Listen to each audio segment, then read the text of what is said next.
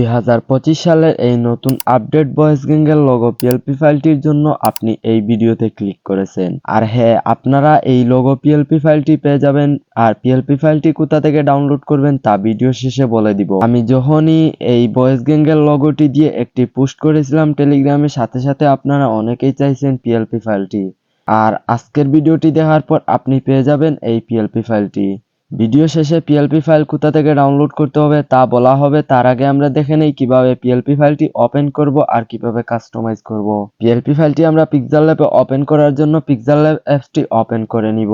আমাদের pixel lab অ্যাপসটি এইরকম ভাবে ওপেন হবে। আর ওপেন হওয়ার পর আমরা উপরে 3 ডট আছে এখানে ক্লিক করব। 3 ডটে ক্লিক করার পর আমরা এখানে পেয়ে যাব ওপেন ডট পিএলপি ফাইল, এইটার উপর ক্লিক করব। তারপর দেখুন আমরা পেয়ে যাব উপরে ডট পিএলপি, এইটার উপর ক্লিক করে আমাদের পিএলপি ফাইলটি এখানে নিচে থাকবে। আর যাদের এখানে নিচে পিএলপি ফাইলটি আসে না তারা আমার সাথে যোগাযোগ করবে, আমি সমস্যাটা সমাধান করে দিব। আপনারা এখানে পিএলপি ফাইলের উপর ক্লিক করার পর দুইটা অপশন আসবে। এখান থেকে আপনারা ওপেন এন্ড অ্যাডে ক্লিক করবেন, তারপর এইরকম ভাবে আসবে। এখন আপনারা এখান থেকে শুধু ব্যাক করবেন। ব্যাক করলেই আপনাদের সামনে সেম এইরকম ভাবে পিএলপি ফাইলটি ওপেন হয়ে যাবে।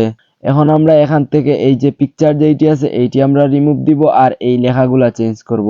এগুলা করার জন্য আমরা উপরে লেয়ার আইকন আছে এইটার উপর ক্লিক করব। এইটার উপর ক্লিক করে আমরা সবার নিচে গেলেই দেখতে পারবো এই দেখুন পিকচারটি আছে, আমরা এইটা রিমুভ করে দিব। তাহলে দেখুন পিকচারটি রিমুভ হয়ে গেছে। তারপর আমরা উপরে লেয়ার আইকনে আবার ক্লিক করব, তাহলে এইগুলা সরে যাবে। এখন এখানে এনে পিকচার এড করতে হবে, তাই উপরে প্লাস আইকন আছে এইটার উপর ক্লিক করব। প্লাস আইকনে ক্লিক করার পর আমরা এখান থেকে ফ্রম গ্যালারিতে ক্লিক করব, তাহলে গ্যালারিটি ওপেন হয়ে যাবে।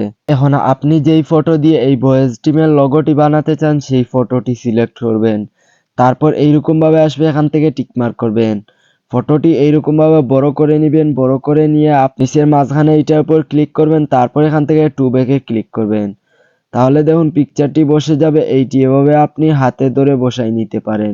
আমি ব্যাকগ্রাউন্ড কালারটি সেম পড়ে গেছে, আমি এটি কালো কালার দিয়ে দেই। আপনি যেই পিকচারটি আনবেন সেইটি হাতে ধরে সুন্দর মতো এখানে বসাই দিবেন। তারপর এই লেয়ার আইকনে ক্লিক করবেন।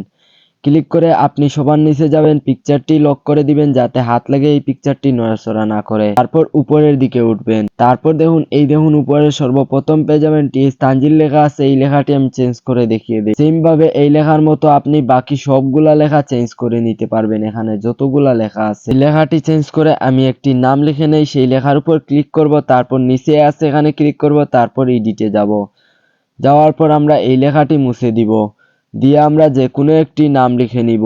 দেখুন এই একটি নাম লিখে নিলাম। তারপর উপরে ডাবল টি আছে এইটার উপর ক্লিক করব, তারপর এখান থেকে ওকেতে ক্লিক করব। তাহলে দেখুন নামটি চলে এলো। এখন আমরা এখানে এই নামটি মাঝ বরাবর এইটা বসাই দিব, বা আমরা একটু এদিকে আসবো, রিলেটিভ পজিশনে আসবো, উপরে মাঝ বরাবর এইটা দিয়ে দিব। তারপর এখান থেকে টিক মার্ক করব। তাহলে দেখুন এই নামটি মাঝ বরাবর বসে যাবে। তারপর আমরা লেয়ার আইকনে ক্লিক করব, এই নামটিও লক করে দিব। তারপর আবার লেয়ার আইকনে ক্লিক করব। তাহলে দেখুন আপনারা আমি এই নামটি যেইভাবে চেঞ্জ করেছি সেম ভাবে এখান থেকে এই বাকি সবগুলা লেখা চেঞ্জ করে আপনারা আপনাদের টিমের নাম দিয়ে দিবেন।